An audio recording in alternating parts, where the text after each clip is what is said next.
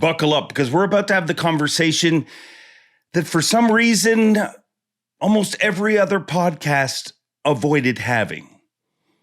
You're not going to believe what this college kid just did.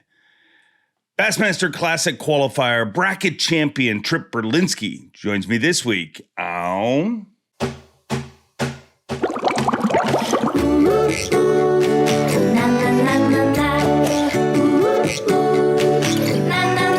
I'm Bob Cobb from the Bassmaster. Welcome to Mercer. Welcome all friends, family, freeloaders, fishing freaks, and of course you, my humpers. Happy hump day to all of you, and welcome into the Awkwardly Honest Fishing Podcast that goes by my last name, which is Mercer. This is the 236th edition of the Mercer Podcast, and I hope wherever you're watching or listening from, that life is treating you well. If I look tired this week, it's because I am. You see, I've been locked in to the freaking World Series, and we had an 18-inning game. Stayed up till 3 a.m. with my son, cheering on the Jays against the Dodgers, which it's been an incredible series. No matter what way this ends, at the time of recording this, it's tied 2-2. So it's a 3-game World Series. The Jays have home field advantage, but they have to take out the freaking Dodgers, which is no easy task. I mean, the Dodgers are the best team money can buy. They have arguably the greatest baseball player ever, many are believing, Shohei Ohtani.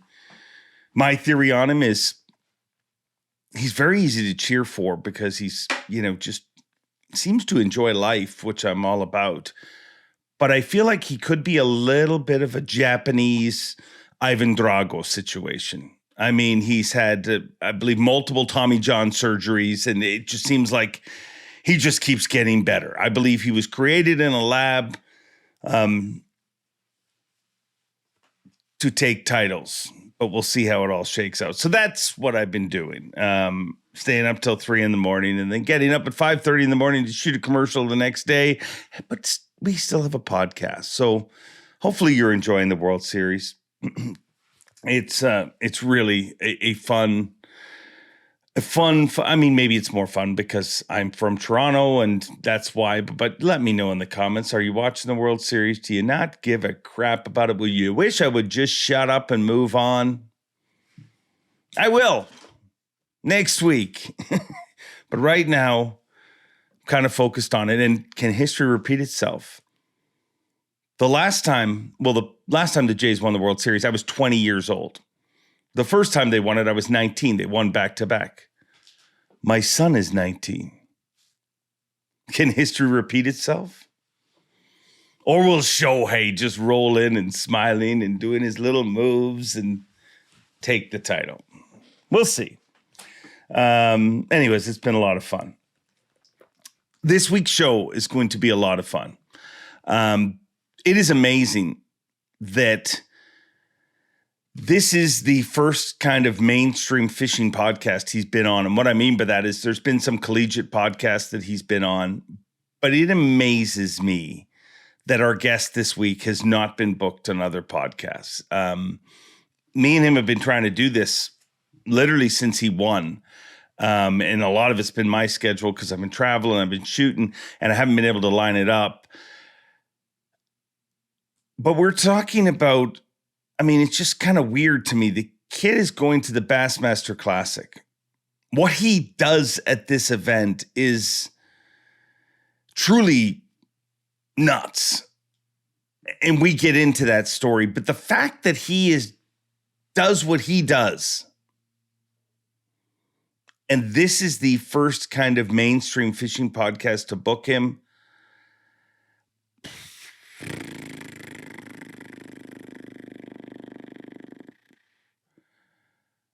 tells me that there's something wrong. I mean, I don't know. In a world where literally you can fart at a Bassmaster event and somebody's going to book you on a podcast. I mean, the fact that Tripp Berlinsky has not been booked on more podcasts blows me away. But maybe it's been a busy time of year. I don't want to point fingers. There's a lot going on. Let's hope we see him on a bunch more podcasts in the future. Or not. Maybe he'll just be an exclusive to this podcast, and that'd be fine too, because I get a kick out of this kid, and I think you will too. I mean, he is like the perfect love child if Shaggy from Scooby-Doo got together with Seth Feider and Spicoli, and you made a person. It might be Tripp Berlinsky. I mean, he's got kind of that surfer vibe, you know. I think a lot is exposed in this, like why some young anglers are as good as they are. He's a freaking train wreck when it comes to everything other than fishing. I mean, to record this podcast, we were 6 minutes into it. You're not going to see it because, you know, we edited the mess up out, but we're 6 minutes into it and his phone just fries. And when we reconnect, he's like, oh, it got wet yesterday on the water. Like, I mean, he literally just fishes. That's all he does. That's all he cares about. And as the title says, you're not going to believe what this college angler just did. Without further ado, Tripp Berlinsky. Tripp Berlinsky, you are joining me right now. Yes, sir. From a laundromat parking lot. Oh, yeah. We just wrapped up pre-practice here in Oklahoma for the Toyota Championship up here on Grand. And, you know, we didn't really plan too much. So, yeah, I'm sitting in a parking lot right now with my laundry. Well, I appreciate you taking time away from your laundry to join us here. Me and you have been going back and forth about doing this podcast for a few weeks now, just trying to figure out a time where I'm available, where you're available. But it literally just corresponding you. And it's not like we're talking every day, but, you know, we're weekly texting back and forth. Yes, and sir. Does this day work? Does that day work? Dude, you're on the water non-freaking stop. Like, do you ever go to school? Is this? No. No. I just fish as much as possible. It's super fun. Why not? Yeah. Wow. How does that work out for the piece of paper you're trying to get at the end of all of this? I'm all online. So I just, I have my computer and I can just do my homework anywhere, anytime. And it makes it a lot easier than, having to do anything in class. So I've done homework on the boat before just because I forgot it was due. So, do it anywhere. Do you like people or do you just like fish more? I just like to fish. I'm just a simple guy. You can ask anybody I know, that knows me. I fish as much as possible. That's really what I feel like I was made to do. Yeah. When did that start? Like, how old were you when you started? Like, everybody fishes with their buddies growing up. But I think for people that have the sickness that I believe I have, you have, everybody in this sport has, there's a moment where you're like, yeah, I'm different than the others. I'm not quite, they don't take it as serious as me. Yeah, like senior year of high school, maybe even junior year, like I finally got my own boat and like I was able to drive because of my age. So like, I think it was then because like I didn't even have many classes my senior year. I only had 2, luckily, in high school. So I would wake up, go to school first thing, and then immediately like 7 days out of the week for like 6 weeks straight, I'd go home, pick up my boat, and I'd go fish the Kissimmee chain like all day until dark. And wow. It's fun, man. Did you grow up wanting to, like, that's when you got serious about it, but when was the first time you thought I want to fish? Like, when did you first ever figure out that tournament fishing was actually a thing? I think it was 6th grade. Wow. I grew up playing baseball and like I just kind of fell out of love with the sport. So, I decided I wanted to start fishing and like there's the Bobby Lane Cup in Florida. Yeah. It's the big high school and junior tournament. And I won it when I was like 13, I think. And like after that, like I really just like got the sickness. Like you said, I'm just addicted to it. Wow. It's funny, and shout out Bobby Lane for running a great event, but there's a few of those type of events. You look what Logan Parks is doing with high school college anglers. Absolutely. I think that people that aren't in your shoes or connected to you, your parents, your relatives or whatever that see it, I think people take those events for granted in the industry. You know what I mean? Like people are like, oh yeah, Bobby's got his event happening and Logan does his event. But talk to me about how that affects you guys. I mean, it's huge events for me. I mean, like that was like a huge stepping stone in my passion for fishing. It was like the tournament to win, once a year. Like that was our goal. We wanted to win that tournament. So like it just always just gave us like something to go out there and fish for, like just always on the water, like grinding for it, just giving us the opportunity to take it and keep on going with it. Everybody starts in this sport as a fan, I think. Who was your guy or who were your guys growing up? Like who were the folks you were cheering for? Honestly, it was probably Seth Feider. Seth Feider, I loved. He was awesome to watch, obviously. Seth Feider and Hank Cherry. Hank Cherry was awesome to watch. So Did Seth inspire that wicked mustache you're rocking? Oh yeah, he did. It was just he catches fish, I mean, so I decided I needed to try it out. And, I think like the first tournament I grew out my mustache, I sacked him up. So I was like, yep, it's going to stay. And staying. It's staying. It's working. It's the money mustache. Oh yeah. So if you're a Seth Feider guy, I mean, explain to me how you are as an angler. If you did, if we were writing a Bassmaster article on you, tell me, what are you as an angler? Because most people only saw what you did in the college bracket, let's be honest. But a lot of people don't know your fishing style or prowess. Like if there was one thing I could go do, like I'm definitely like, I would love to go back and just fish Toho every day. Like I grew up fishing grass. Like that's my bread and butter. Like I love fishing grass, but like obviously, scopes come out. So you got to get a little more adaptable and just keep on adapting and evolving. So, I mean, I love to scope too, don't get me wrong, but the grass fishing is where my heart's at for sure. So you're a Florida guy, right? Grew up in Florida? Sir. Yeah, I grew up on the Kissimmee chain. So punching, throwing a top water, all of that good stuff. Oh, wow. Wow. Very cool. What your school is doing, North Alabama, I mean, it is literally nuts. Like as a collegiate team. Speaking about the nuts, we got Dylan Nutt. Shout out to him for qualifying to the Classic. That's insane. I mean, I don't know if it's ever been done to two kids from the same college in the Classic at the same time when they're both in college. So I don't think so. I don't think it's I'm pretty certain. And pretty certain. If it's been done, we'll hear about it in the comments. But I don't think it's ever been done. Crazy of him. I mean, congrats to him. But even you have to look past me and him. Bryce, Banks, Carter. Everybody on the team is capable of winning any tournament we show up to. I mean, it's an elite group of guys. Iron sharpens iron. I mean, that was our whole reason for going there. So I mean, I can't be more proud of everybody on the team this year. How much do you guys work together? Like, how much communication is there?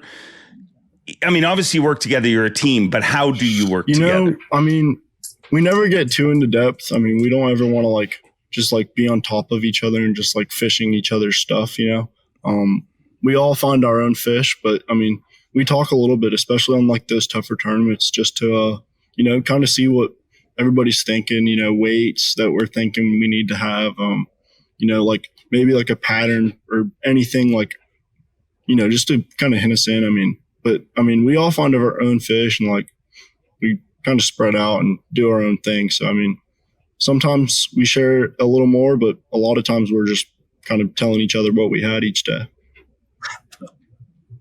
That's, I assume, in the tournament. How much sharing is evolved outside of the tournament with just actual education of each angler? How much have you grown as an angler in the 2 years you've been there? An incredible amount. I mean, fishing against the guys in the tournaments, trying to just knowing that those guys are going to be there and they're going to have a stack of them. You just got to have a mindset. You got to go catch a bag.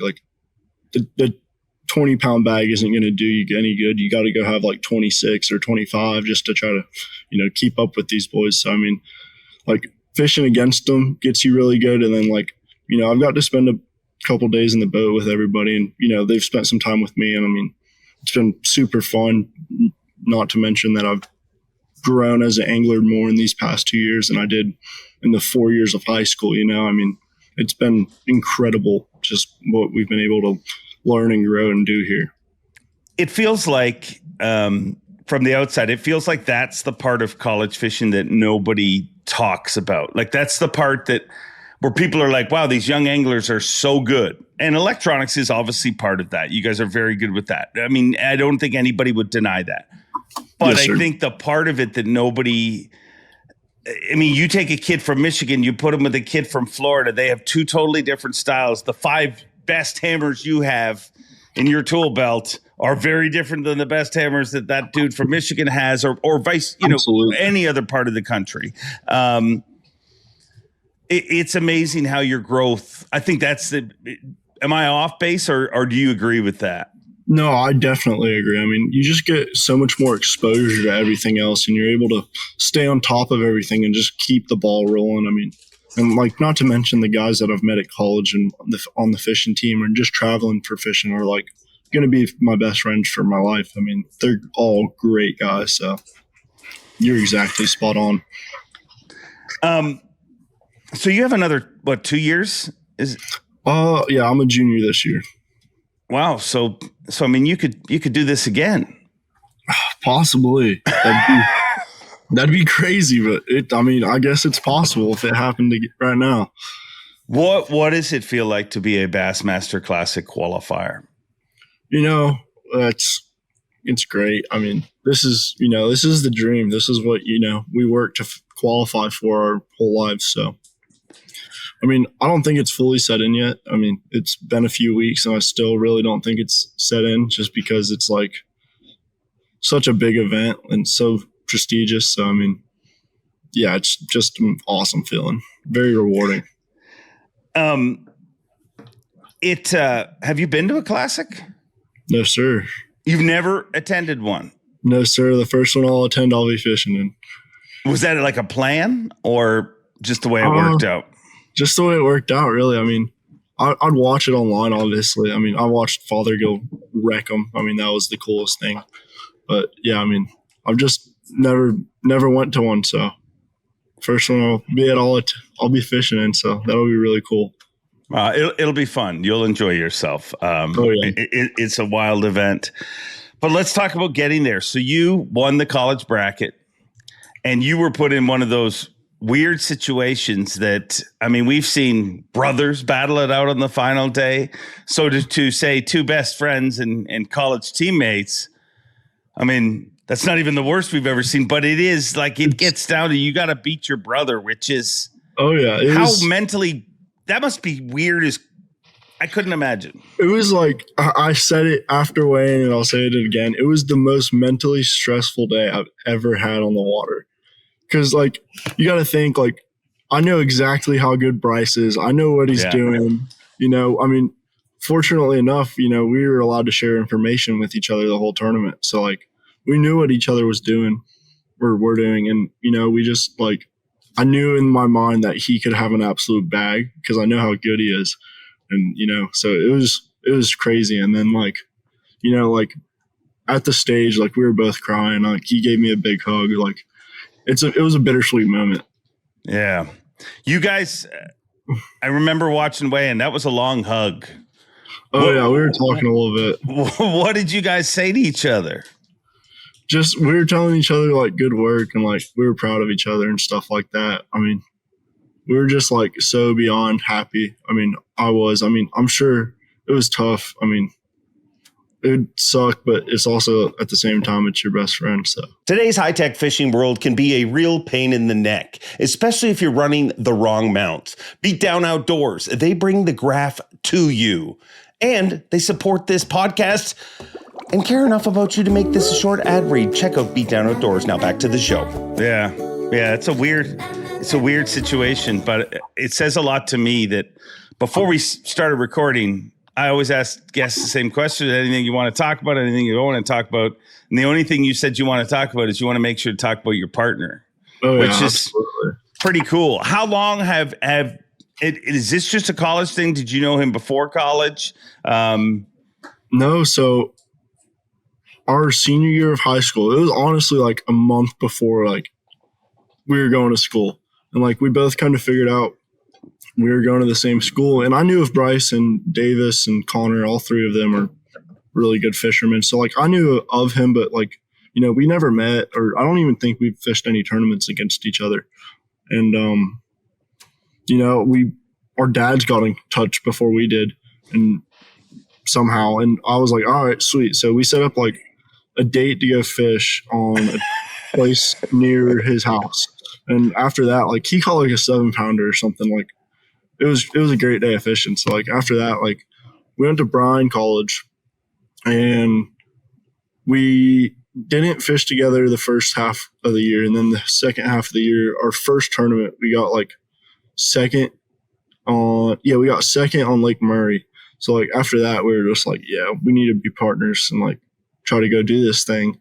And, you know, it just like wasn't working out, just with like, we wanted to fish more and like, you know, be able to fish more events. So we decided to transfer just because they offered the all online. And you know, they also. So is there like NIL in college fishing, or was this just? I wish. No, but is there a portal? I reckon we heard it. But yeah, we got a text from the Nuts, and they were like, "Y'all boys should come fish for us." And we're like, "That's a great guy to get a text from saying we should come fish." I mean, yeah, you know, we knew of him when we met him a few times, so we just thought it was the right fit, and, you know, we just ran with it. Well, why is North Alabama as good as it is? Like, is it literally just because the Nuts called a bunch of good anglers and said, you need to come here and make, like, did they LeBron this whole school? Did they LeBron? You know, they might have. I mean, they took Nathan Reynolds, they got Banks. So, I mean, they definitely knew what they were doing. I mean, everybody works their butt off for everything, you know? I mean, there's not a slacker on the team. Everybody's out there grinding and just trying to figure out the next whatever, you know, just trying to make sure they're ready for that next tournament. So, I mean, I think it's really just like how hard everybody works over there. Yeah. Yeah. So, why do you think you won this tournament? I guess because I caught more weight than everybody. That works out almost 100% of the time. But I don't know. I mean, honestly, I think it was just meant to be. I think God was looking out for me. I mean, it was a blessed week, but I had one little pattern, and I didn't get full days of practice just because it had some, you know, boat issues, and I never got to really dial those fish in and set the hook on them a few times. And so I caught 2 fish all of practice pretty much. And it was really, yeah. And it was a 5-pound largemouth and a 4.5-pound smallmouth. So like, I knew that I was around the quality. I just didn't know if I had like the quantity to go with it. And I mean, I just expanded every day. Like I was able to get my limit the first day by like 9 o'clock I think I had 18 or 19 pounds, maybe less. I'm not sure. And then, you know, the second day, like I was going up against, or no, it was a 2-day total. So I went out there and tried to smash them again. And then the third day, like I was just like not going to fish anything. Just like, I wanted to like try to save my big fish for like the 4th day. Cause I knew like I knew there was a good shot Bryce and I were going to be competing against each other, just like based off of what he was telling me at the house. Like I knew he had something up his sleeve, and he did. I mean, you saw that 18-pound bag the second day. So yeah, who knew what he could accomplish the next 2 days. So, I mean, just like managing the fish throughout the tournament was huge for me, I think. It worked out pretty good. You won by a little over 2 pounds. You did, and I want to talk to you about all sorts of stuff, but you did something that to me, I'm amazed you're not booked up on every freaking podcast there is in fishing. And I know you didn't do it for that, but to win, and the cash portion was $7,500, I believe. Correct me if I'm wrong in any of this. And you Almost immediately, like literally got that, went up on the stage and said, I want to make a donation to the community. You know, Dude, you make the 19-year-old version. Like, how old are you? Sorry, how old are you? 20. Yes, sir, I'm 20. You make the 30-year-old version of me look like a total train wreck. to think about that and to do that, where did that come from? I met a family there. I met the dad first. His name was Adam Ratcliffe, and I met his son, Camden. And you know, like, I think they just touched my heart. I mean, he was there every single day of the tournament, and you know, like, just seeing that, like, he was ate up with fishing, and you know, his dad, like, just, you could tell they had a lot going on, and like, he was just telling me some bits and pieces of it. So like, just like seeing that and like realizing like what they're going through, like, it's not the only people going through it. So like, I just wanted to, you know, try to help. I mean, $7,500 in the scheme of things, like, obviously it can't replace a house, but maybe it can, you know, get rent for a few people and, you know, help anybody out. So that's really all I was looking for. What had they been through? Are you willing to tell me some of that? Yeah, or so, I mean, yeah, and they have a GoFundMe set up too. If anybody's watching this, I can link. We'll put a link. Yeah, we'll put a link in the description. Yeah, perfect. So they lost their house due to the hurricane. So like, just like having, you know, to figure out a place to live, like, just randomly is crazy. So like, they're still not back in it fully. You know, like, just like, there's some issues.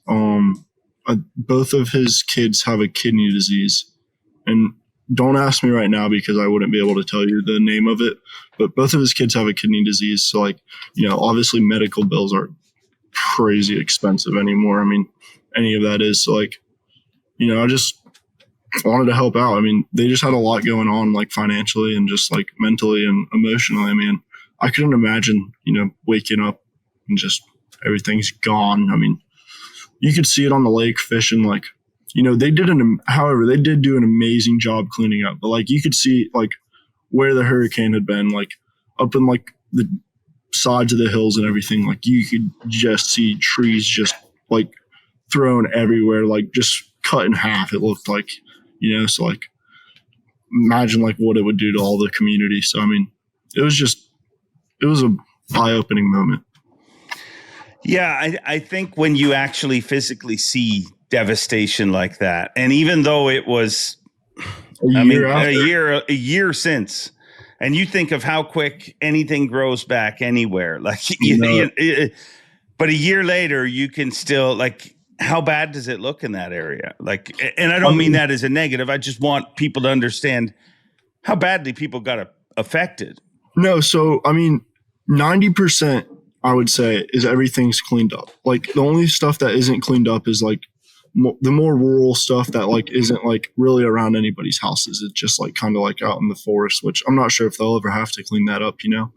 But like, they've done an amazing job cleaning up their community. I mean, a lot of those places, like, you can see where like the water was like up, and like one of the houses that was at Bee Cliff Cabins, like, there was like a moat around it from like where the hurricane was like had the water flowing around it. So, you know, it was crazy, but yeah, I mean, it was just nuts to see. Like, the trees were just like, I mean, there was like miles and miles of trees just like shattered and splintered in half. Like, I mean, it was nuts.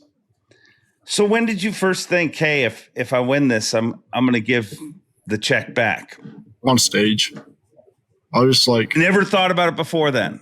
No, sir. Like, it was just like, I just like thought of it and was like, that was the right thing to do. Wow. Again, you're 20 years old. To think that quickly says a lot about you.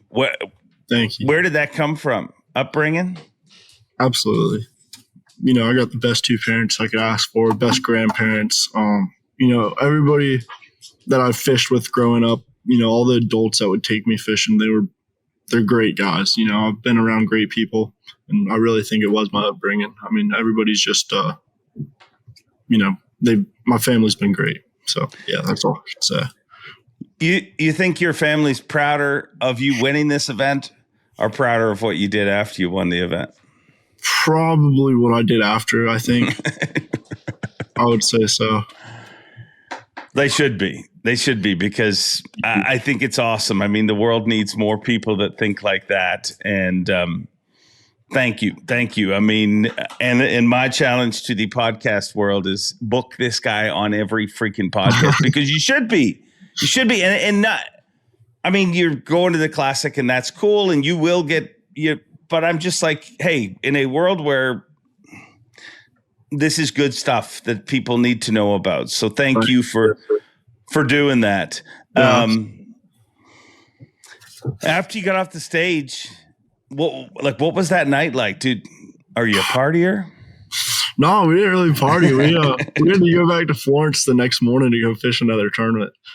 we got back and, we kind of like had a dinner with our family. It was Bryce and I and our family. And like, we celebrated it a little bit. And then, I went to bed early and packed everything up, fixed a few things on the boat. And literally we went to Pickwick to fish an MLF college tournament. So I didn't really get to think about it much. It was pretty quick moving, but my dad and my mom were congratulating me. And my dad was probably crying a little bit. I think he was just giving me it all. It's understanding. It's understandable. What did they say to you? What did your parents say to you afterwards?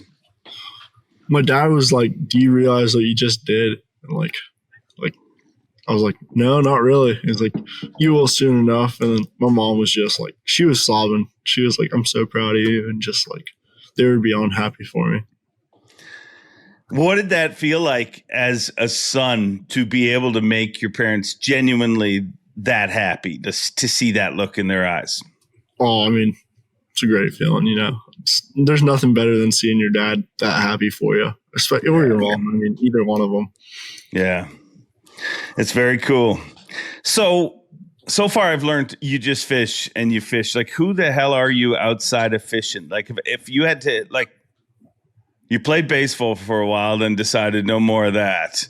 If I'm not bass fishing, I'm saltwater fishing.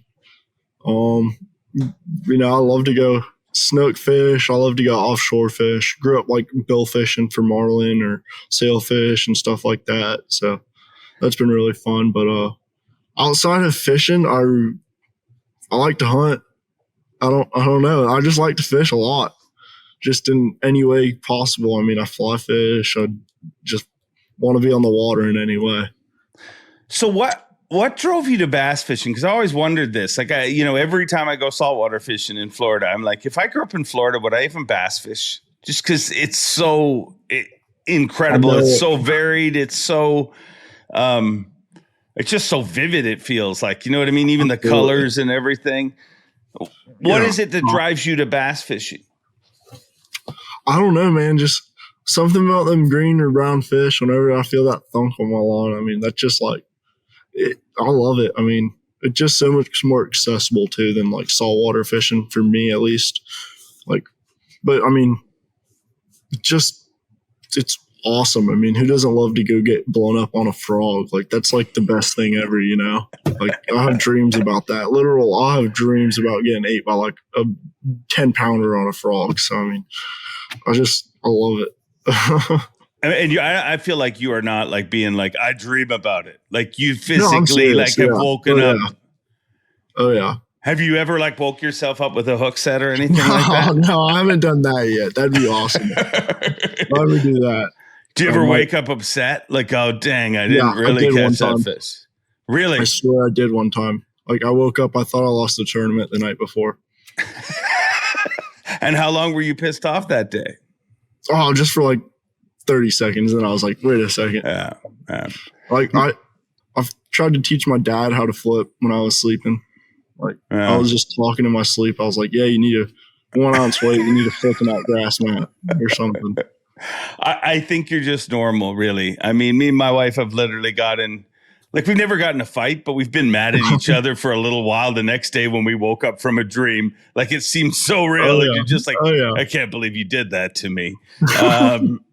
So I think you admitting it is just, it's just normal. And the reason I bring up the Hookshead one, I was literally once sleeping on a plane, and I had been like traveling a lot, and I was just like exhausted. So I'm sleeping on a plane, and I'd left a tournament where they were eating Buzzbaits. And I swear to you, I like am sleeping, and I woke, like, the person beside me thought I was freaking out because I was. No way. I set the hook and woke myself up. So yeah, the day I do that, I might be fishing a little too much, but wow, that's why I started emceeing, I guess. Fair enough. It was my intervention. So what's your goal? Like, where are you in 10 years? If you could paint the picture, where are you in 10 years?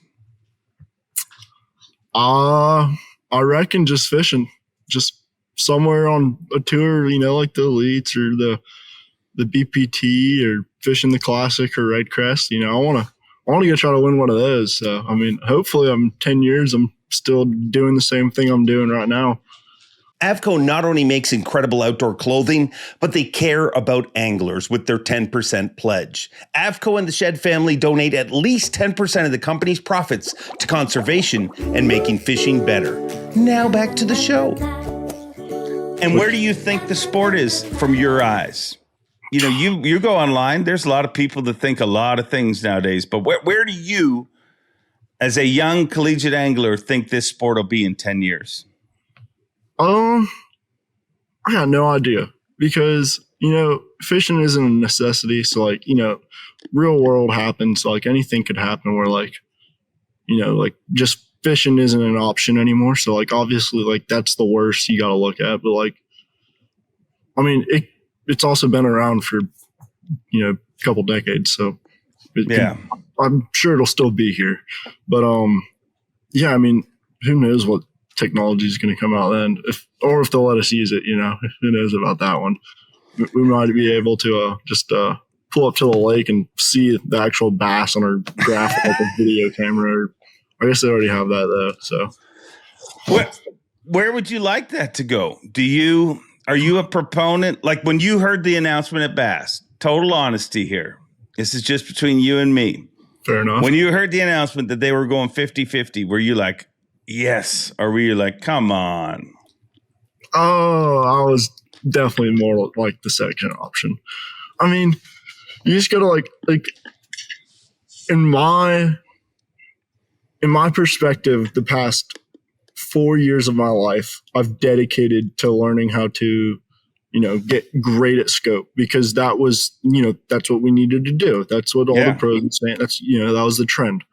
And, you know, now that I've worked for the past 4 years learning how to scope, like, I haven't fished a jig as much or anything like that. And, you know, I'm from Florida, so I didn't really grow up doing it either. So, like, I'm definitely, like, pretty reliant on scope, like, when it comes to places that I'm pretty unfamiliar with. But, like, it'll be all right.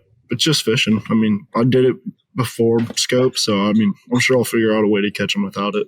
Yeah, yeah. So if you win the Classic this year, you get a spot in the Elites, and let's say you join the Elites.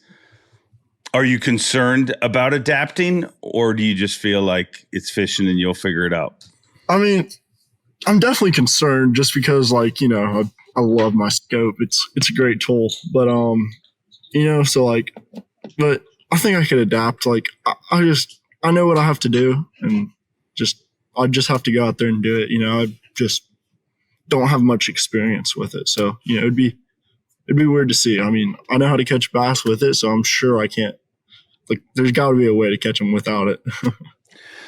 When you personally, and if you can answer this, like, for your generation, let's put a little pressure on your shoulders, but when your generation, when your crew at North Alabama watched what Easton Fothergill did,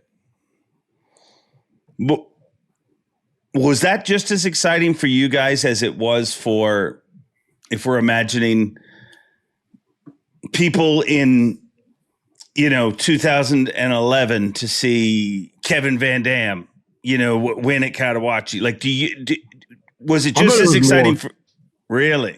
Oh yeah. I mean, you got to think like we all not grew up, but we all spent the past like year or two fishing, or at least I spent the past year or two fishing against Easton in college, so like if he's an incredible fisherman, and to like see a college guy like go out there and go win the classic, like that's crazy. I mean, that's the whole dream, everyone's had since we were 10 years old. So like for him to do it at 20 years old, 21 years old. I think he was 23 or 22. Really? Yeah, he was a little older. But still, I mean, insane. Dude, I didn't even have a real job. Well, I still don't really have a real job until I was like 25 or something. But no. So it was incredible. But I think sometimes I hate the for and against, like the other angler is not the enemy. You know what I mean? Like you said, you fly fish. You don't look at fly anglers and be like, oh, I dislike you. It's just a different way to do it.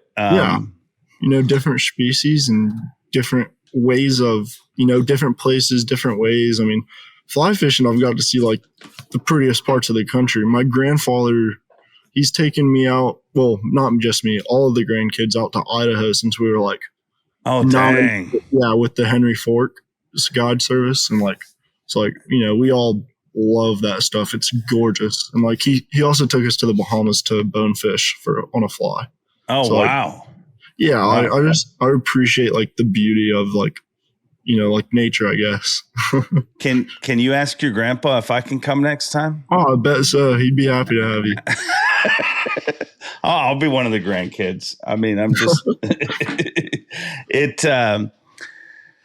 What's your goal fishing wise? Like, I mean, is it all just chasing titles, or do you have like a bucket list of fish you'd like to catch? I want to catch like a 20 pounder. Like, if we're being serious, like I want to go catch like the world record one day. Like, I don't know if it'd be possible, but like if for some reason I can't make it like tournament fishing or anything like that, like that's definitely like what I'll go do. Like, I'll just go like putz around on like a cheaper boat with a nice live scope and just go try to catch like the world record or something, I reckon. Like, where do you think you'd go? Like, if we were starting this next week, me and you are going to go on a tour to try catch next world record. Where are we heading first? I mean, definitely have to go to Texas. I mean, there's giants there, obviously, like Texas. I know of a lake in Florida that I swear I've seen like a 14 or a 15 on that. Like, I had hooks. So like, wow. I mean, it'd be crazy, like, just to see how big those fish are too. Like, I'd love to like get like a live gizzard one day and go down there. It'd be crazy, but I don't know. I mean, I'll just go everywhere, I guess. What's the biggest bass you've ever caught? I've caught a 1080 largemouth. Nice. It was actually the same day. Like, it wasn't even the same day. It was my next cast. I lost one bigger. Really? Yeah. It was crazy. So, see, that seems to be a pattern in your life. You caught your biggest fish, but then you lost one the next cast later that was bigger. You made it the Bassmaster Classic, but you had to throat punch your best buddy to get there. There's always bad with the good and always good with the bad. Yeah. So if you have to do something you're not fishing at all, you can't go fishing. What are you doing next Saturday? And you can't spend it sleeping. Probably go duck hunt, or I guess it's not season yet though. So you are full on redneck, 100% redneck. No. I like the outdoors, so like anything around the outdoors, I'd go do. Yeah. What do you like? What do you like about the outdoors? Like, what does the outdoors give to you? Like, if you're not in it, if you're stuck in classrooms for a week, how do you start to feel? I hate it. I mean, there's just like so much more like than looking at a computer my entire life. Like, I'd love to just like see the world. Like, it's just like no place is exactly like another. And like, fishing or hunting, like you never know what like you could see. Like, you could see the next world record fish, the next time you go fish. Like, it probably won't happen, but there's that 0.01% chance that it does happen. So like, just like the omniosity, or The what? How ominous? Ominous? Ominous. There we go. Yeah, see that online school and you missed the pronunciation of things. I did. It'll be all right. I wasn't made to speak. I was just made to fish. Yeah. Do you like this speak? Like this is going to, if you're successful at this job, you're going to do these kind of things. Do you like this sort of thing or? I mean, if I'm being honest, I hate talking. Like, this is like, it's a little stressful for me. Like, I just like would rather just like have some music going and just be fishing.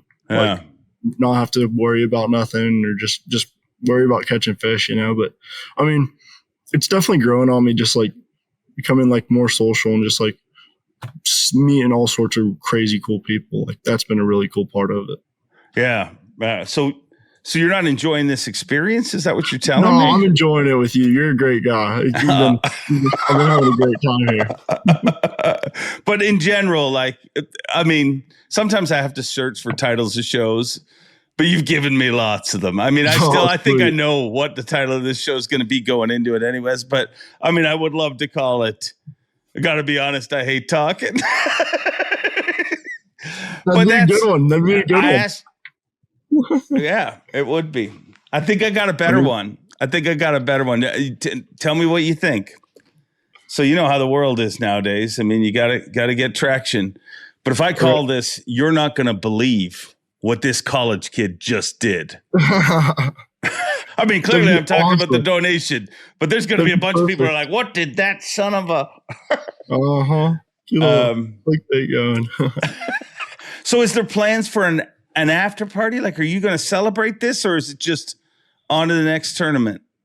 I mean, we celebrated a little bit, but I mean, it was just kind of like, yeah, and then just we went and fished the next tournament. You know, like it was short lived. I mean, I think, you know, like I'm gonna get really fired up about it once I'm actually there, and like that'll be a fun time, I'm sure. So like, just trying to keep like a level head and prepare myself for it, even though it's so far out. Yeah. Do you have a moment in your head that you're like, oh, I can't wait to see what that's like? Or have you even got that far? I probably haven't got that far. I mean, I'm definitely been thinking about the first day away in a bunch. Like, I really want to walk across there with just a sack of them. Yeah. Yeah. I'd love to see that. So what is it about fishing that you love? Like if you had to explain to somebody, if somebody's like, well, why? I mean, I'm sure you meet people at college, maybe meet a girl, and she says, well, why do you fish? Not me. Oh. No. Probably because I can't get the girls, so I just go out there and fish. But no, I mean, I think Brandon Polinick said it. It's just like that second that it takes your hand to tell your brain that you get that bite. Like that's what I love about it. Like, you know, like you're scoping them and like you see like you know that one's over 8 behind your bait and you feel that thump. It's like, oh yeah, I got them now. Like that's the best feeling ever. Yeah. Yeah. What is your greatest, if you had to describe to someone your greatest fish catch, like the one that stands out to you, do you have one? I probably got a couple, but yeah, I got one for sure. There was I was fishing high school in Okeechobee, and my boat captain, he's like, why are you throwing a frog? You need to pick up a chatterbait. And I had one fish in the box for like 2 pounds or something. Like it was the day after that Roland Martin tournament out there, if you remember that 20th place was 30 pounds or something crazy. So it was the day after that, and like all my fish got beat up, and I was just like being stubborn with a frog, and he's like, pick up a chatterbait. And my first cast, I stuck at 8.5. And I was like, okay. And then like 20 minutes later, I like throw my chatterbait out there, and like as soon as it hits the water, like it just like there's like a toilet bowl that like flushes right on it. And I just like set the hook on this fish, and like it just like running straight at me, and I thought it was small, and like he had like some grass covering his eyes so he couldn't see. And yeah, the last second he like freaked out, and he was like hanging around in my power poles, like just dangling there, and like we had to go grab him. And like whenever I landed that one, we were all screaming crazy. What comes to your mind? Does your greatest fish loss come to your mind quicker? Oh yeah. What's I got a bunch that? of those. The craziest one was probably on Tahoe with my buddy Grady that I grew up fishing with. We both said that it was over 12. Like, obviously, like, we might have been exaggerating a little bit, but he blew up on my spook, like, at the boat. And I leaned into him, and he just jumped one time and, like, came off. It was the biggest fish I think I've ever seen. That one or, like, the other one that I was telling you about, like the 14-pounder I thought had on. But Yeah. I didn't get a great look at him. Like, I was, like, trying to grab him, and he was, like, under the boat. So, like, I might have been wrong about that one, too. Well, I'm going to give you a little extra motivation. You said you don't have much luck with the ladies, but ladies dig Bassmaster Classic champions. I know it. I got to go win that tournament, I think. It'd open up a lot of opportunities for me. There's your opening line. Like, if you win it. Yeah. If you win it. Why did you do this? I remember I did it for the ladies. I like it. I'll do it. If I win it, I'll do it for you. All right. See how quickly, like, you just did such a great thing winning the collegiate thing, and I've totally sullied a tournament you haven't even won yet. But we'll have fun. We'll have fun. Yeah. So do you have a favorite movie? Do you watch movies or anything? Or oh yeah, I watch some movies. What's your favorite movie? What kind of movie guy are you? Probably Talladega Nights. Ah, nice. That's a strong one. If you ain't That first, one, you're last. Happy Gilmore. Happy Gilmore's a legend. Dude, mentally, me and you are connected. That's my favorite movie of all time. What did you think of Happy Gilmore 2? It was great. I thought it was. I thought so too. I thought if I did paint any negatives, it got a little hokey at the end with the golf spinning wheelick. But I thought it was like, as far as it was funny. It gave a lot of. I think but I also think it's one of those movies that people are just going to hate regardless. You're always going to have haters. That's just part of life. I've run a Yamaha outboard for over 30 years. It has got me home safe each and every time. If you enjoy this podcast, remember, Yamaha supports it, and they care enough about you to make this ad read very short. Now back to the show. Yeah, I saw Adam Sandler a couple weeks ago we went to see one of his shows, and it was awesome. I recommend anybody go to it. It's very. I didn't know what to expect. It's because it's not really stand-up comedy, but he does stand up and sing songs, brings guests out. It's a lot like Happy Gilmore. If you liked Happy Gilmore, you would love his show. Heck yeah, I might have to go then. What kind of music guy are you? Are you into music? I don't listen to tons of music. No. I mean, I listen to like a little bit of everything, really. Yeah. If you had to pick a favorite sound, like if you close your eyes and be like, I love that sound, what is it? My drag screaming for sure. Just hearing that reel. That's the best. If you had to pick a favorite smell, what's your favorite smell? Them stinky smallmouth. I mean, I hate it, but I love it. You smell them things, you know what's going on. I don't think they smell. Really? They stink to you? Oh, yeah. The ones I was catching on Watauga, they were all eating crawfish. And like, open up my lavas, and like, it almost make you pee. Yeah, that part does. Yeah, so they don't smell. It's just what they eat smells. Yeah, I reckon. Yeah. Yeah. So you got 2 more years in college. The plan is to continue avoiding class and fish as much as possible, I take it? Oh, yeah. Maybe go 6 years. Who knows? I mean, it's working out. I mean, you jumped in the portal. That worked out. This is a hard question to answer. And I don't think there is a right or wrong answer to this. Oh, boy. Who's the best angler in North Alabama team? Banks. Unfortunately, yeah, Banks. Unfortunately, yeah. I love the honesty. He's right there. He's up here. He's traveling with me. And, yeah, I mean, I hope he doesn't see this video or podcast or anything, but yeah, he's probably. So you know, I'm totally tagging him on it. I mean, he's crazy. I mean, he just won the Central Toyota Angler of the Year, and then, the Invitationals. He won that Angler of the Year. So yeah, it's wild. It's wild. He's He's pretty Absolutely. freaking good. He's pretty freaking good. Is this about to go dead? Is that what I'm seeing? I'm seeing I have panic. my charger though. Oh boy, see if you can deliver under pressure. If not, the show will end, and it's been a wonderful show. But I got it right here. Look at this. Moves. People don't realize we've gone through 2 devices, but we stayed in one laundromat the whole time to make this show happen. Yeah, we have. I think it's always good. Are we connected? Crap, no. Oh, I don't have it's gonna go down. It's okay.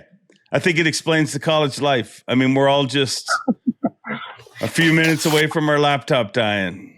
I know. I have a few minutes for sure. But what you did this year is pretty incredible. I think what you did at that event is clearly you're a great angler, but more importantly, you're a great human being to give back. What did they say when you made the donation? I mean, what was their reaction like? The mayor was super thankful, and I think everybody was a little bit surprised. But yeah, I mean, the mayor was super thankful. She thanked me, and I mean, we were both crying up on stage over it. So I mean, it was crazy. What was the name of the town? Elizabethton. Elizabethton. Can we officially make we'll get the mayor involved here. Can we make maybe the mayor can give you the key to the city. Do you want the key to Elizabethton? That would be awesome. All right. The challenge is out there for the mayor. Let's make this happen. Hey, maybe day 1 at the Classic, we'll have a presentation. Who knows? That'd be awesome. All right. I think it should happen.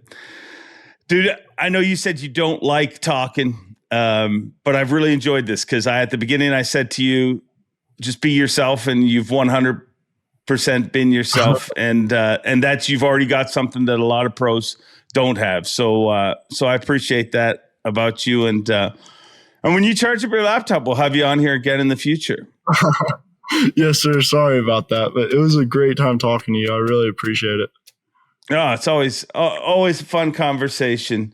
So what's planned for the rest of the day? Laundry? I'm about to drive my boat down to, I've destroyed my bracket for my trolling motor. So I'm driving it over to Tulsa, Oklahoma, going to get it fixed. And then, either tomorrow or the day after, we're going to go try to fish some smaller lakes and try to catch some double digits or something. And, we got to get back out on Grand for the championship. Yeah. Sounds like your average week. Well, yes, go hammer them. Thank you, Thanks, Mr. Dave. Not a pleasure. It was a pleasure. It's fine. It's fine. You do online courses. It's expected. Yep, exactly. Thanks, Tripp. See you at the Classic. Yes, sir. Sounds great. Bye-bye. So we've done it. We've finally figured out a way to make this podcast a reasonable length of time. Just book a guest whose laptop is going to go dead. And guess what? The podcast isn't going to be too long. So thank you, Tripp, for helping us figure that out. And I hope you enjoyed this show, because to me, what Tripp Berlinsky did is truly incredible. The world needs more people like Tripp Berlinsky to give back to a community the way he did. It's pretty freaking awesome. It's pretty freaking awesome. And I thank him for joining me. When his laptop gets charged back up, we'll probably do one of these again in the future, because pretty unique kid. And I hope you enjoyed this podcast, because I'll be honest, doing this podcast, I knew that this is probably a podcast that won't get the traffic it deserves. But it's the right podcast to do. And that's probably why you haven't seen Tripp on a lot of podcasts, which is sad. I mean, he should be plastered all over the fishing world.